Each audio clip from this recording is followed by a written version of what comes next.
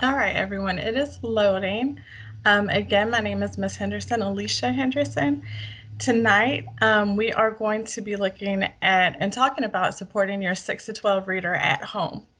And I don't know if you had the opportunity to look at the course description, but tonight's purpose, we're going to be looking at understanding how reading comprehension is supported and assessed during classroom instruction in-state assessments, as well as looking at creative strategies that can be used at home to enhance reading success during tonight.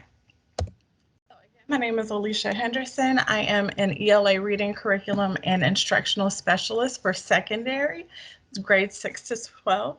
My email address is here. If you have any questions at any point after this evening, feel free to reach out to me. I will provide you my email address again, but here it is. Okay, so our agenda, we're first going to look at state reading assessments, then talk about classroom instruction, 3 implications of reading at home, and then 4 strategies at home that we can do to help support reading. All right, so taking a look at state reading assessments. As you know, students in grades 3 through 10 take the FSA reading test. For grades 3 to 6, the test is paper-based, and you'll see the screenshots on the left-hand side. It looks something like this. They receive a reading packet. The test is given every year in May. The testing window usually opens May 1st for the reading assessment. The writing assessment is also attached to that, but they take the writing in April. On the right-hand side, you'll see a screenshot of what it looks like for the computer base. Grades 7 to 10 take this assessment on the computer, and it looks something like this. On the left-hand side of their screen, they'll see the passage. On the right-hand side, they'll have the questions, and I don't know if you can see at the top of the screen, but there are numbers, and those numbers represent the questions that go along with that passage. You guys are secondary now, so you're familiar with the FSA. Again, you've been taking it, or your students have been taking it since the 3rd grade. But the FSA reading test, it assesses students in 3 different groups of standards, or 3 key areas of focus. The first one is key ideas and details, craft and structure, and integration of knowledge. And these standards that come from these different groups are assessed for informational and literature text. So that's fiction and nonfiction. All right, so what happens after they take the test, right?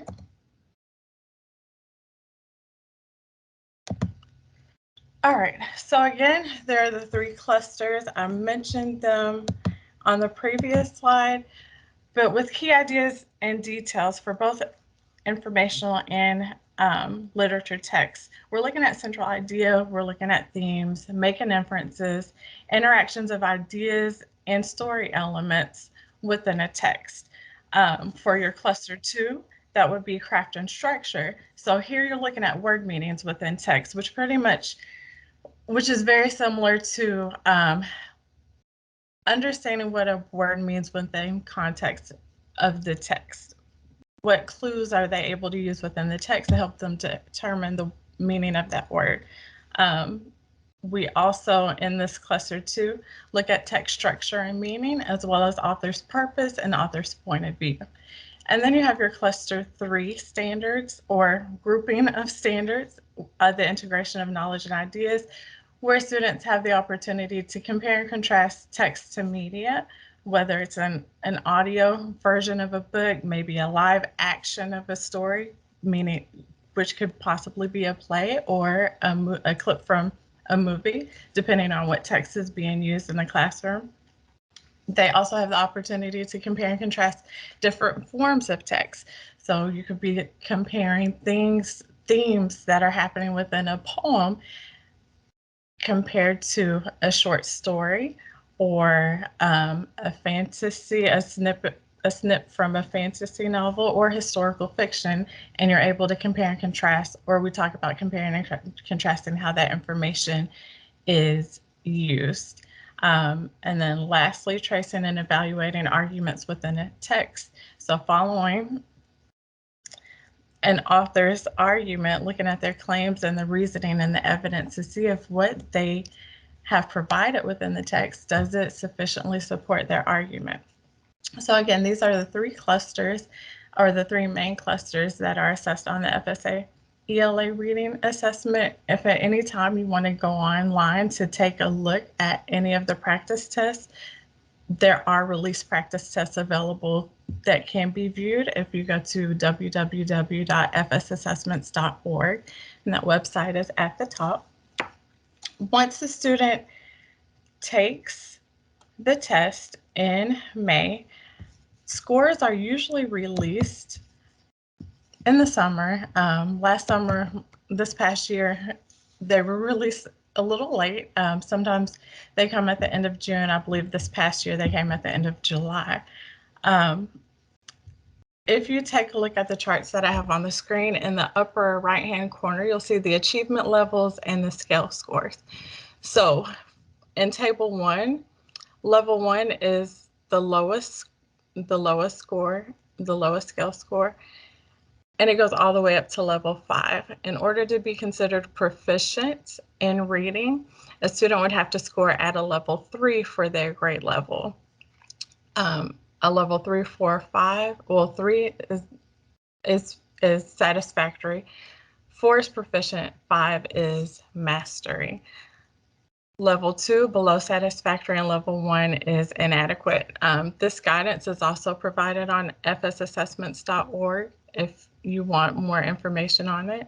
But if we look down at table 2, you'll be able to see at which level for which grade would be considered satisfactory to proficient to mastery. If you take a look down at 6th grade and you go over to level 3, in order to be considered satisfactory for ELA reading, a student in 6th grade would need to score a 326, somewhere between a 326 and a 338, but 326 is the lowest possible score for level 3 in 6th grade. And you'll see for grade 7 through 10, the score for a level 3 it gradually adjusts for each grade level as they're learning new information. So what do we do? This is a lot of information. Many of you may be familiar with this if you go into your focus to be able to look at your student scores. And if not, I can show you what that looks like. So on your parent focus, if at any time you want to take a look to see your students' test history, to see where they have scored on the FSA reading, you would need to log into your parent focus, click on test history, and then you'll have to scroll down underneath the test administrations on the left-hand side, and you'll be able to see FSA ELA Florida Standards Assessment. Excuse me, this is on here for each and every assessment your son or daughter takes within the district. So you will see a lot of not just FSA assessments that are available to you to look at. You'll also see district tests such as PMAs, Achieve 3000, level set scores, as well as for your younger students if you have any in elementary already. But if you click on the arrow, the drop down arrow, you'll be able to see the FSA ELA.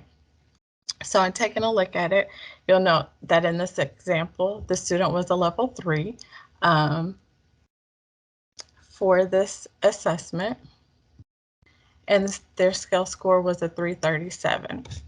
So what we just saw in the previous chart, let's see, this is a 7th grader in this example. So she or he had an achievement level of a 3, and the scale score was 337. Underneath, you'll be able to see how your student scored in each section of the test. I mentioned the ELA writing test, the text-based writing. You can see there as well what score your students scored on that piece of the test. In this example, the student scored an 8. Craft and structure, they scored a 10. Integration of knowledge and ideas, it was a 2. Key ideas and details, a 9. And then language and editing, we do have there are some grammar skills that are assessed on the FSA ELA reading assessment, and those practices are built into your students' ELA courses.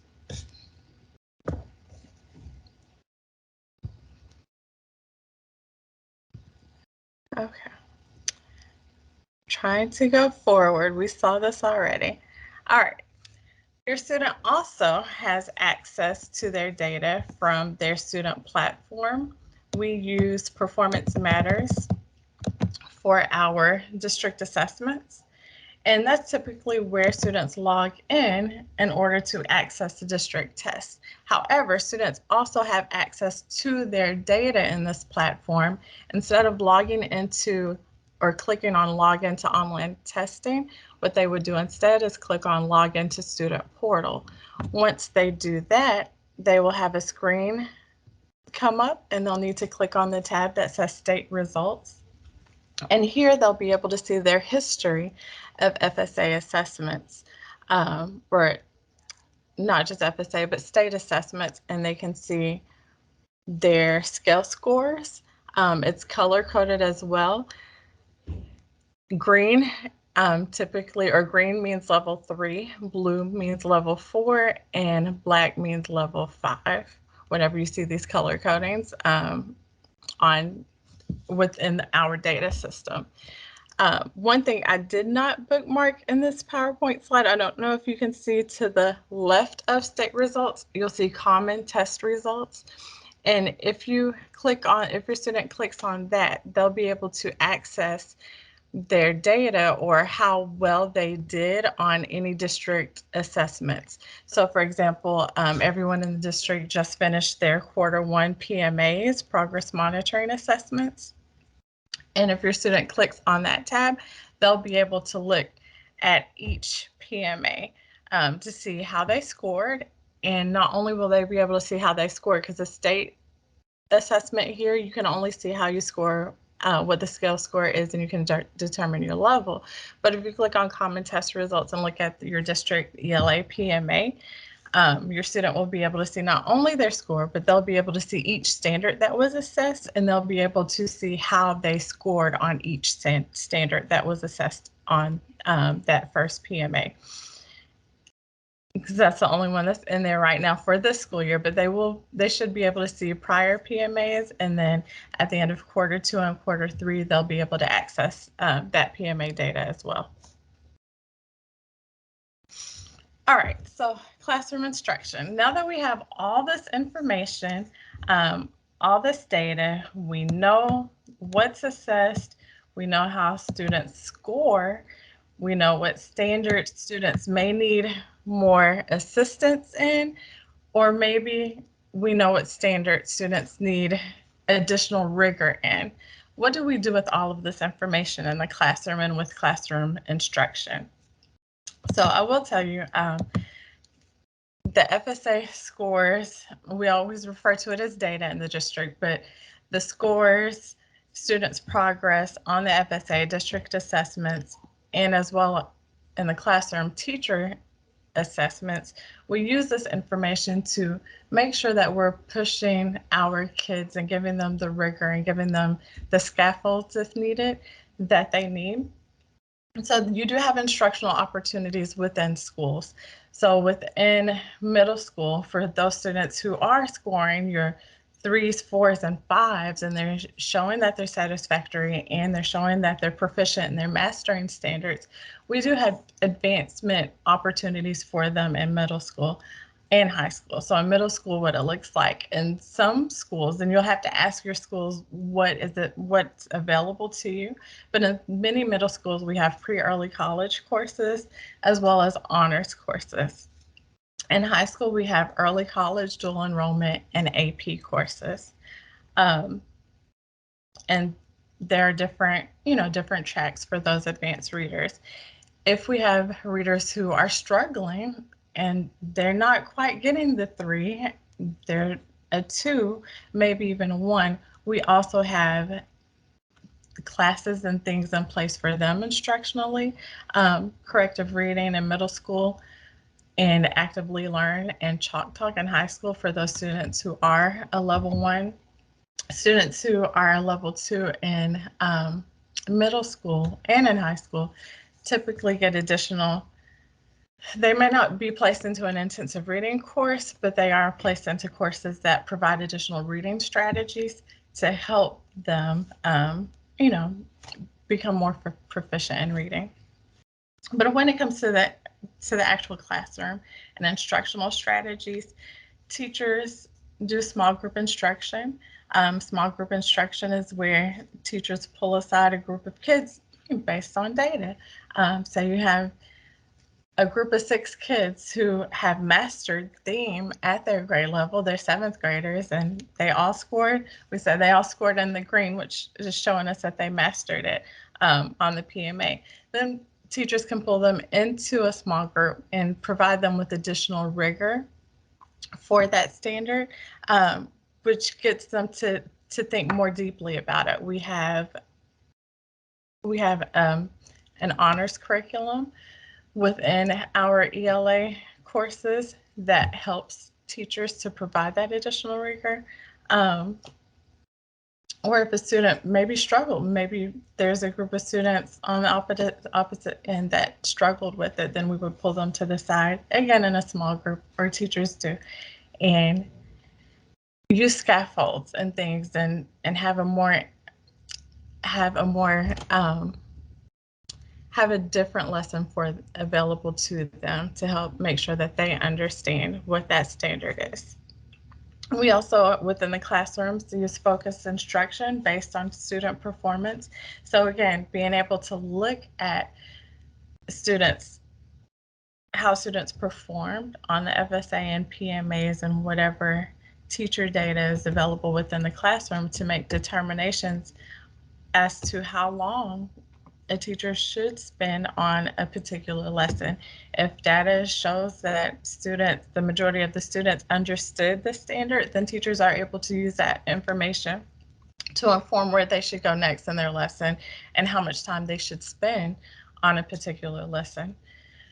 We also use differentiated programs that provide lessons and practice based on student skills. Achieve 3000, every student within the district has access to, and they've had access to since 3rd grade. But Achieve is a great resource because students are able to track their growth when using that program. Um, excuse me, they're able to track their growth when using that program, and it's available to them at school, after school. Actively Learn, Chalk Talk, and Achieve 3000. Those are available. Well, Achieve 3000 is available middle schools, elementary, middle, and high schools. Actively Learn is available in high school as well as Chalk Talk. Some schools are using iExcel, Edmentum, and Freckle, but that's if they had some of them had additional resources to purchase those programs, so not everyone in the district has access to those. If your school does have access to them, they're great programs to use to help meet your students where they are and push them further and provide them with a differentiated system to help them attain the skills that they need or give them additional rigor. Okay, so again, in the classroom, I mentioned the small group instruction before, and I gave you both examples. Um, Again, they are based on data. Teachers use FSA, PMA, Achieve 3000, whatever they have available to them to let that informs them on how well students are performing on standards, and they use this data to help guide their instruction. The differentiation is provided when teachers are able to notice some kids need additional help, some kids need to be pushed a little further. And then we have focus instruction, which is standards based. So we're using the LAF standards, Language Arts Florida standards, with instructional guidance that's not just provided by the state, but also by the district. We have curriculum guides and resources that teachers have access to, as well as additional resources to help teachers provide this differentiation or these different lessons or mini lessons to the students based on their individual academic needs. All right, and as I mentioned before, Achieve is one of those programs that we use for differentiation. I'm sure you've seen it before. If your children are anything like my oldest daughter, sometimes they grumble about having to use Achieve 3000. However, I have seen the way her reading growth excelled from consistent use of Achieve 3000. And for her, it just started, her teachers were pretty flexible, so she was able to go on to Achieve and choose which articles she wanted to read for the week. She had to have, I believe it was anywhere between 3 to 4 done for the week. And with the way Achieve works, if students are reading the articles and then answering the comprehension questions at the end and they're scoring 75% or better, then their Lexile grows. Lexiles are, I guess the best way to describe them, Lexiles are like a measure of your reading comprehension. Um, And at any time you have a question about your student's Lexile level, they can access this and Achieve 3000. They know how to do it. They can show you what it is. Achieve provides that differentiated reading support. At the beginning of each school year, students take a baseline test or their initial test at the beginning of the year to see what their reading comprehension measurability or that Lexile is.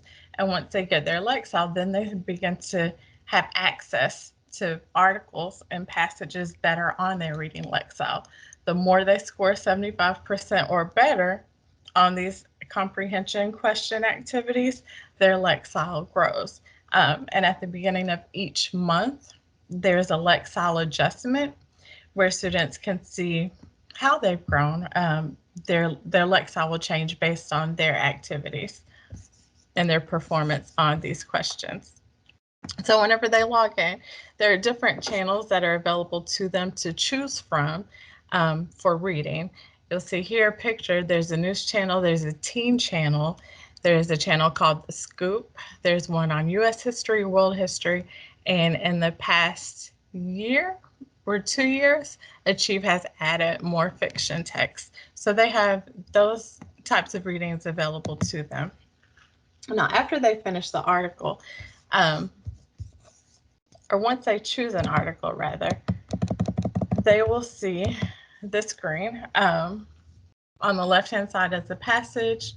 On the right-hand side is their before reading activity. I don't know if you can see the circles at the top, but each circle represents an interaction that they've got to have with the text. So the first one is the before reading, where they answer a question, they do a poll, they explain how they felt about it, then they read the passage, and then they'll respond.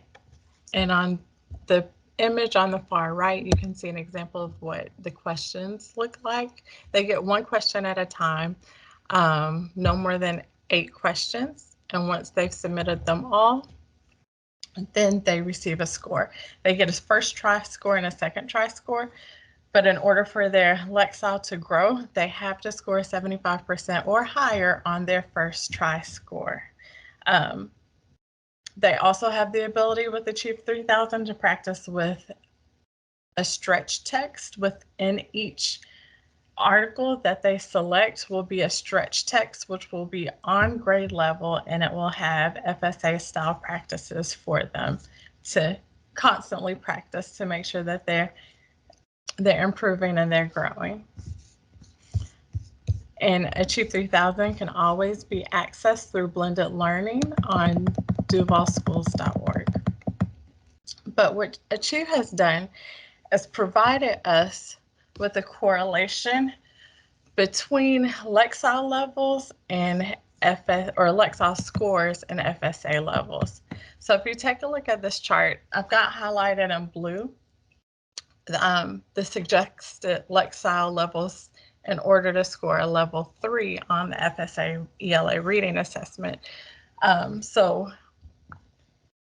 based on their correlation, if you are a 6th grader and your Lexile is between 798 to 955, then there's a high possibility that you would score a level 3 on the FSA reading.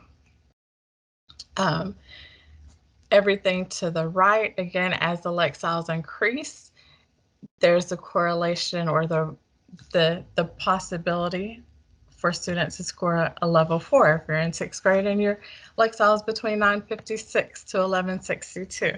And again, this is a correlation based on an analyzation of data over the years, but there is a strong connection between Achieve Lexile levels and FSA achievement levels. Okay, so this is some of what we do in schools. So now let's talk about the implications of reading at home. Because I know, as great as Achieve 3000 can be, so many students have been using it since 3rd grade, and they're not always too excited to hop on Achieve, read articles, and answer questions.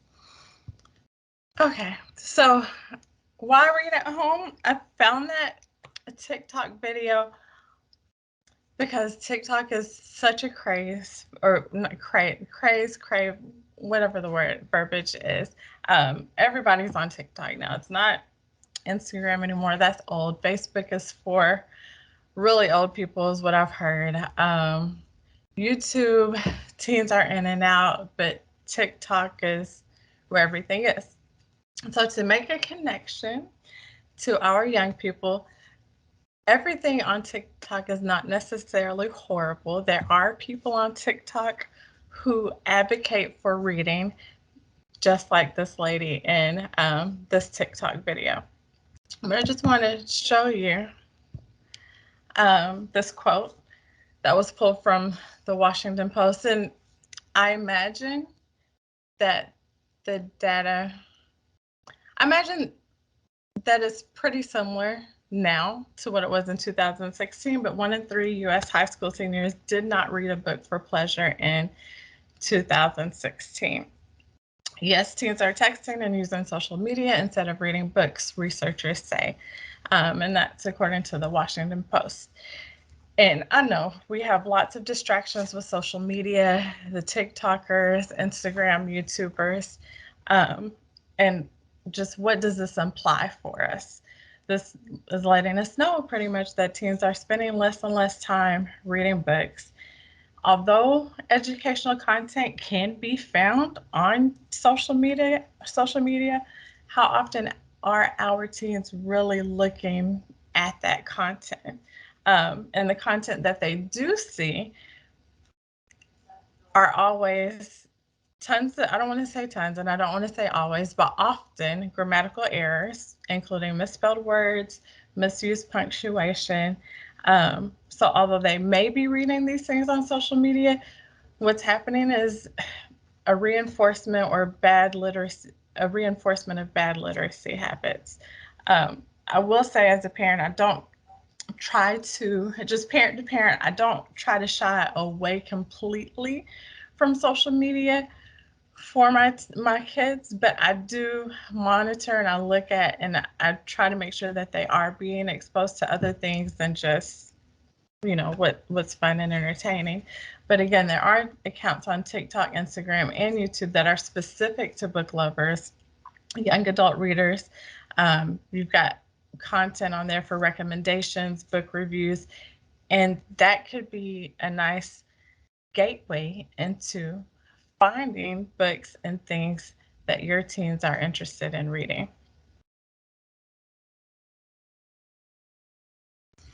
All right, so if we take a look at this, the implications of reading at home, this chart shows us how regular reading can impact a child's success at school. So if you take a look at child A, who reads 20 minutes per day, they are exposed, or they're reading for 3,600 minutes within the school year, and they're exposed to 1.8 million words per school year.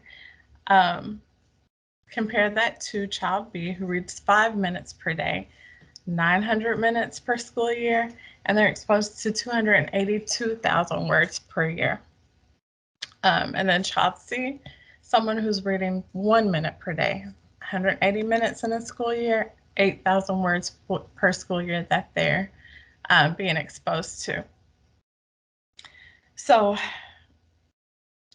what that shows us that based on the amount of time that is spent reading, the more students read, the higher their scores are. Child A scores in the 90th percentile, child B scores in the 50th percentile, and child C scores in the 10th percentile. Just like with anything in life, the more you read, the more you practice, the better you get. Reading works the same way as playing basketball, as riding a bike, as learning to ride a skateboard. The more you do it, the more you practice, the better you get, and the more vocabulary your student attains. It's one of the things that is commonly that's vocabulary is a common factor for struggling readers compared to students who are proficient. They lack the vocabulary because they're not exposed to books, or they're not taking the time to read every day. Okay, so let's look at and notice 20 minutes. All it's saying 20 minutes a day, not hours, 20 minutes. Okay, so let's take a look at this chart. What else do we learn about reading? So again, we have this idea of 20 minutes. Research shows that 20 minutes a day helps a child develop critical reading skills. Reading is the most important subject in a school. You need it for every other every other class, because you're expected to read and read grade level content. The one that I found really interesting was here with the Red Schoolhouse. Students spend 900 hours a year in school, but they're spending more time with us at home, 7,800 hours. So what else could we be doing with them to help them, to help support them in reading, to help to get them reading more? Maybe not even help them, but to get them reading more. And if you look at where the coins are, why is reading at home so important? About half of illiterate adults live in poverty. They are less likely to find employment than their more literate counterparts. So no matter where we are, the more a child read, or children who read the most read the best, and that helps set them up for success in life. So what can we do at home then to support them? Just even being an ELA reading teacher for over 10 years now. My oldest daughter is 15, my youngest is 9. They don't necessarily love reading either. Um, and you have to find creative ways or find things to help get them engaged. Um, when my oldest was youngest, she was into Junie B. Jones and then princess books. But then somewhere along the way, middle school happened and reading wasn't as cool anymore. And we we'd still take trips to the library. I had her in the book club thing where she was getting books in the mail every month, and that was fine. But I think what happened in middle school, she started reading something else, which was on her phone, which, for me was fine because I wanted her to continue reading. And what I'm noticing about her in high school now is she likes reading research. So I just try to support that. I just go with what she's into and support her in that area. And my youngest is the same. I find that she enjoys reading whenever I'm reading with her. So I make sure that I take time out to read with her. But as parents, we have to know where to start. Um, we have to, again, be creative. So, number one, we've got to start with reading for pleasure. Start with what your teen enjoys reading. What genre do they enjoy? Is it mystery, biographies, romance, historical fiction, young adult fantasy? There's so much out there. And if it's not books, do they enjoy articles, magazines, graphic novels? Start with what they like. And then next, encourage discussion. Ask them questions about what they're reading. Get involved. What's the book about? Do you like it? Why or why not? Maybe even take some time to read to them or have them read pieces of what they're reading out loud to you. Because again, the more we show interest in what they're reading, the more they want to share, is what I'm noticing, unless that's just my household. And then allow for flexibility.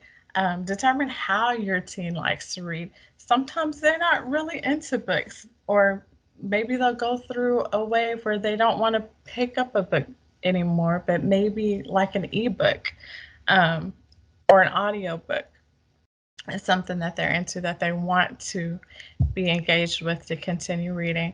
And I think that's what I had to learn about my oldest when she stopped picking up the books, but then I would notice her reading on her phone. So she found a way to e-read. So I was fine with it.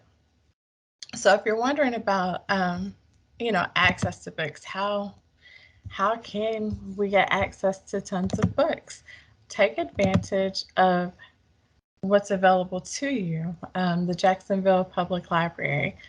Students in Duval County can check out library books using their DCPS student numbers. So as long as they have their student number, student ID, I can't remember if they need to have their ID with them, but as long as they know their student number, they're able to check out books. Um, the Jacksonville Public Library does a great job with keeping active programs for students within their libraries. On this image at the bottom, you'll see they have little learners, junior learners, and the teen think tank, which is for 6th to 12th grades. Just research, see if there's anything that your teen would be interested in being active with the public library, and have the website up there if you don't have it already, but www.jackspubliclibrary.org. Um, and as we mentioned or discussed before, if it's not an actual book that they want in their hands, but they're okay with e-reading, overdrive.com has access to, or with overdrive.com rather, you can get free access to Libby, which is a database for ebooks. And then you have access to Sora, which is a database for ebooks and audiobooks. And again, that's overdrive.com.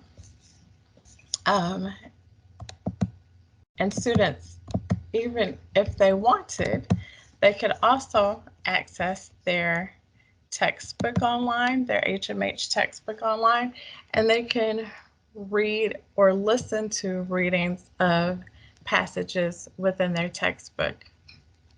This is They can access this through duvalschools.org. Again, through blended learning, they would click on HMH collections and their textbook would come up, but they're able to read through some of the stories. Not all of the stories within the textbook are used in the curriculum because we do leave space for novel studies. So they have the ability, again, to click on the audio, click play and listen to it electronically. And then the state has a big focus on Just Take 20. We heard that come up in the research on the charts, 20 minutes per day. Well, the state also offers strategies. Just Read Florida through the Florida Department of Education website, www.fldoe.org. But on here, you'll see that they have strategies for 6th through 8th grade as well as 9th through 12th grade available to you. And on the far right on my screen, there are 6 categories. If you build it, they will read from the classroom to your living room, listening and speaking, reading like a pro, the right stuff, and digital literacy. And there are resources here that are available for you to pull from, to get creative, to try to encourage more reading in your household. So I did want to show you just an example of what is available on this website. So if you go into this section, if you build it, they will read. You will see from here, building a home environment that fosters a love for learning.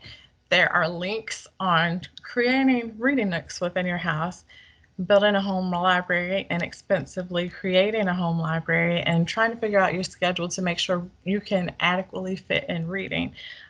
There's also a reading inventory. So the grade 6 to 8 reading interest inventory. If you and your teens are at home still trying to figure out, what is it they like to read, what they're interested in, this inventory is a good checklist. It's kind of like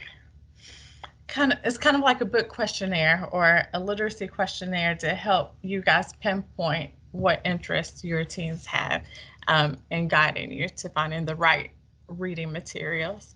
And then there are newspaper activities on here for families, with little snippets activities that you can do, not just with newspapers, but magazines, whatever reading materials that you have around in your house. And they're quick, they can be done in 20 minutes or less, but they're fun activities that will engage your teen in reading. From the classroom to your living room, on this page, you see links on how to help your child with homework, checklists, homework station checklists, like our role as parents in helping with homework. I know sometimes we feel like after they get to a certain grade, like once they've made it out of elementary, they should know what to do. They're in middle school now, they're older, but sometimes middle school is where they need you the most in helping them to manage their time, because they're trying to figure everything out and they think they know, but they don't always. So it's a good opportunity to check in and help them balance out their time and get their priorities in order. But again, there are resources and links here for you for that. In the listening and speaking section, there conversation skills, teaching older kids conversation skills. This is very important, especially as they're moving on up through their school career and they're going to be on their own one day. They've got to learn to continue to build these conversational skills, which sometimes, I don't want to say are lacking, but which sometimes they get too caught up in social media lingo that they don't always, that we all need more practice with conversational skills. But ways to do it through the family dinner, There are games for teaching conversation skills. And then in the bottom section, I'm all ears. Use them song lyrics to build language skills. There are ways and strategies that we can make reading fun and working with words fun because we do it all the time. We just don't realize, that we're doing it all the time. And in the next section, reading strategies at home, reading like a pro, building background knowledge, activating background knowledge, field trips, providing them experiences to help them connect to the real world and build this background information, this background knowledge within them so that they can apply it to different things that they read and do and learn later on. But if you're finding you need a more structured approach, instead of going to what's already existing, such as Achieve 3000, because it is structured, however, they do use it, in the classroom weekly. There is a free website or a website called commonlit.org. Some teachers do use it. However, you can set up a family account. There are literary and informational passages with standards-based comprehension questions if you want that more structured approach to where you can monitor and kind of see if they're comprehending what they're reading. Um, you're able to choose Lexile appropriate passages. Just keep in mind that sometimes, again, teachers may use this resource, so there's a possibility your students may have read some of the passages. Another site that's free is News ELA, and it's similar to CommonLit, where you have, instead of just all kinds of passages, News ELA is basically more news-based passages, but again, it also has standards-based comprehension questions with each passage, and you're able to choose between 3 set Lexile levels for reading.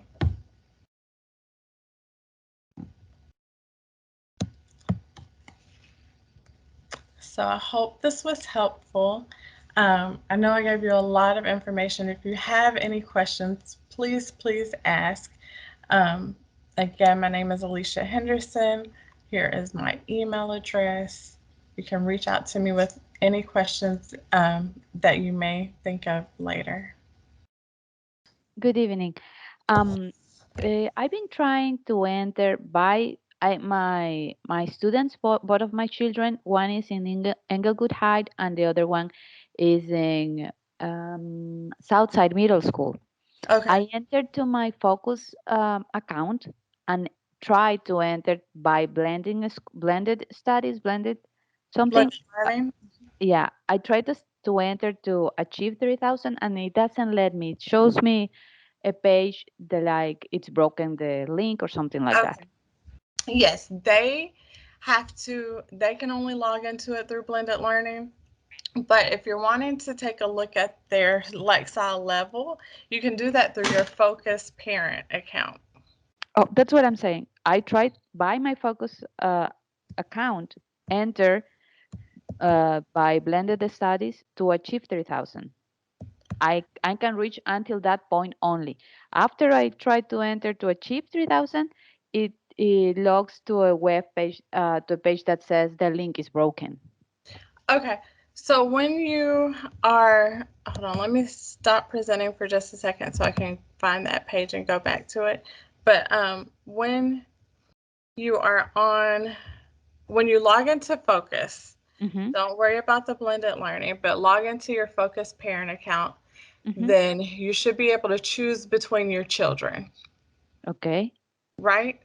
Yeah. So um, go ahead and log in again, and I'm going to see if I can walk you through it real quick. Okay, right now I'm logged and I have my two children here. Okay. And for example, if I choose one of them, the one in middle school, it says child info, grade changes, grade, attendance, form summary, change request, schedule, absences, and referrals. Do you It see says test history? child history. It doesn't have a child Test. history. Test history. test history, there is no test history either. Okay, there should be a test history. Let me see if I can log in and see.